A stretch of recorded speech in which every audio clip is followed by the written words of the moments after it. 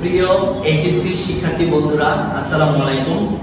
আজকে আমরা অতি ছোট এবং জটিল একটি বিষয় পড়াবো, যেই টপিকটি আমাদের কম্পিটিং সেন্টেন্সে এসে থাকে। টপিকটির নাম হচ্ছে এমবেডেড কোশ্চেন।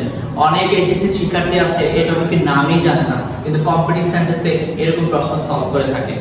আমরা বাক্যগুলো দেখলে অবশ্যই চিনতে পারবো। একটি বাংলা বাক্য লেখা আছে এখানে, আমি জানি না সে কোথায় বাস করে।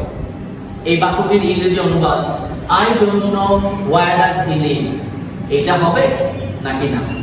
আসলে এটি অ্যানসার হবে না। সঠিক অ্যানসার হবে I don't know where he lives. আমরা প্রথম অংশটা I don't know main clause এবং দ্বিতীয় অংশটা where he lives subordinate clause. Subordinate ক্লজকে কখনো কোশ্চেন করা যায় না।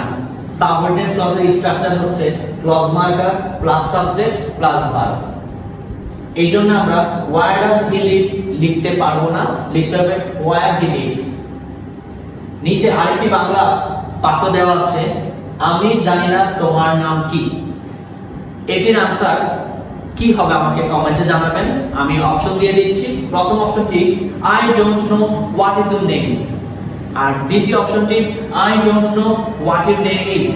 এই দুটির মধ্যে কোনটি উত্তর হবে নিচে কমেন্টে সবাই জানাবেন। আগামীতে আমরা একটু কনফিউজিং আরো টপিক নিয়ে হাজির হব, সেই মধ্যে আমাদের সাথে থাকবেন এবং আপনাদের কোন সব টপিকে ঝামেলা মনে হয় আমাদেরকে বলবেন, আমরা সেই বিষয়ে ক্লাস নিয়ে হাজির হব। সেই মধ্যে সাথে থাকুন।